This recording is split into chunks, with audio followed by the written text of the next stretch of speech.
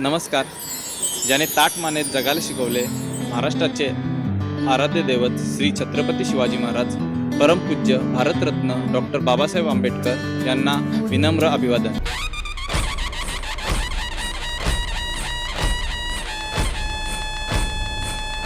मला लहानपणापासून लोकांना मदत करण्याची, मित्रांना मदत करण्याची सवय होती आणि त्या मदतीतून लोकांच्या चेहऱ्यावर, मित्रांच्या चेहऱ्यावर जो स्मित हास्य बघून मलाही आत्मसमाधान वाटायचा.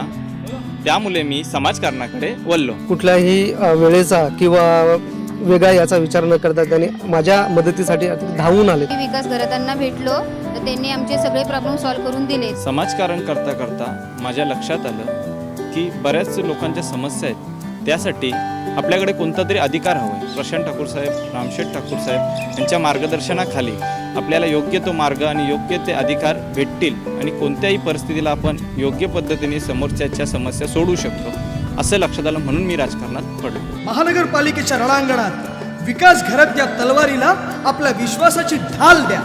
बेसिक प्रश्न आपण सोडवितच आहोत, पण विद्यार्थ्यांचे प्रश्न असो, महिलांचे प्रश्न असो, रोजगाराचे प्रश्न असो, त्यासाठी आपण प्रयत्नशील आहोत. जेणेकरून विद्यार्थ्यांना वह्या वाटप करणं, गणवेश देणं, डिजिटल इंडिया माध्यमातून आपलं शहर स्मार्ट सिटी कसं होईल ते आमचे प्रयत्न चालू आहेत. भाजपा हा इतका सक्षम पक्ष आहे.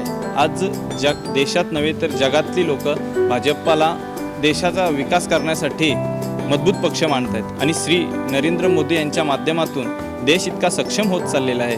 त्यामुळे व देवेंद्र फडणवीस साहेब आपले राज्याचे मुख्यमंत्री यांचे महाराष्ट्रामध्ये इतक्या चांगल्या पद्धतीने कामं चालू आहे. शेतकऱ्यांचा असो, महिलांचा असो किंवा बालविकासकारकांचा असो, या गोष्टी एकदम योग्य पद्धतीने चालवत आणि श्री आमदार प्रशांत ठाकूर साहेब आज पनवेल तालुक्याचे एक कार्यरत आमदार आहेत. मी या सर्वांच्या कार्याला प्रभावित झालो आणि भाजप पक्ष हा निवडला.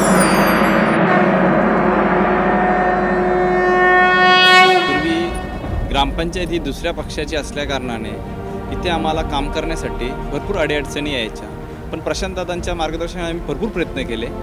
पण दुसऱ्या पक्षाची असल्याकारणाने आम्हाला भरपूर त्रास व्हायचा, लोकांच्या समस्या आपल्याला सोडवता येत नव्हतं. इथे आता राहिला नाही शेतकरी, नाही राहिला कामगार, तर घोटाळ्यावर घोटाळे चालू आहेत. इसके पहले सरकार थी वो कुछ भी विकास नहीं कर पाई. आम्हाला चिकार चौक दिला निवडून, मी स्वतः 10 वर्ष दिले निवडून, पण त्याही फक्त चाच पिला तिथे ना, मला पण चाच पाचला. इथे जे प्रशासकीय काम अगोदर चालायचं पंचायतीच्या मार्फत, त्या पंचायतीकडे जवळजवळ 30 ते 32 करोड रुपये असतानाही त्या समस्या त्यांच्याकडनं दूर झालेल्या नाहीत. मतदार राजा जागा हो, परिवर्तनाचा धागा हो. स्थानिक लोकांचे जे बेसिक प्रश्न आहेत, पाण्याची समस्या असो की गटाराची समस्या असो की कचरापेटीचा असो, हे तर आपण सोडवण्यासाठी सज्ज आहोतच, पण याच्या व्यतिरिक्त सुद्धा आपल्याला डिजिटल इंडिया म्हणून आपल्याला हा शहर बनवायचा आहे. मुलांसाठी एक चांगला क्रिकेट मैदान, वृद्धांसाठी एक विरंगुळ केंद्र, एक मल्टीस्पेशल हॉस्पिटल, अशा अनेक गोष्टी आपण उपलब्ध करण्याची निवडून आल्यानंतर प्रयत्न करू. आम्ही डॉक्टर भगत आणि विकास घरत यांच्याकडे गेलो. त्यांनी आम्हाला सपोर्ट केला. त्यांनी आम्हाला असं आव्हान केलं की सगळ्या सुविधा पुरवल्या जातील. हमारे कामोटे को विकास घरात डेवलप करेंगे और विकास करेंगे. नमस्कार, मी कैलाश घरत, विकास घरत यांचा मोठा भाऊ. आम्ही आमचा मुलगा समाज कल्याणासाठी तुमच्या स्वाधीन करत आहोत. तुम्हाला तुमच्या हक्कासाठी झगडणारा स्थानिक नगरसेवक जर हवा असेल, येणाऱ्या महानगरपालिका निवडणुकीमध्ये विकास नारायण घरत यांना भरघोष मताने विजयी करा. माझं मत विकास घरातलाच आहे आणि सगळ्या लोकांनी विकास घरातला सपोर्ट करून एक नवीन युवकांना संधी द्या.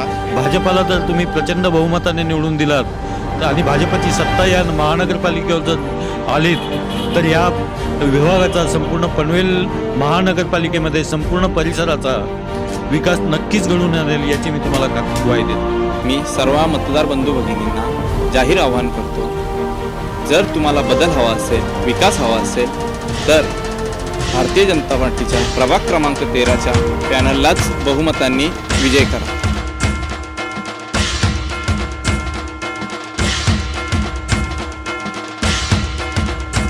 पनवेल महानगरपालिका सार्वत्रिक निवडणूक 2017 भारतीय जनता पार्टी व RPI प्रभाग क्रमांक 13च्या भारतीय जनता पार्टीच्या पॅनलला प्रचंड बहुमतांनी विजयी करा.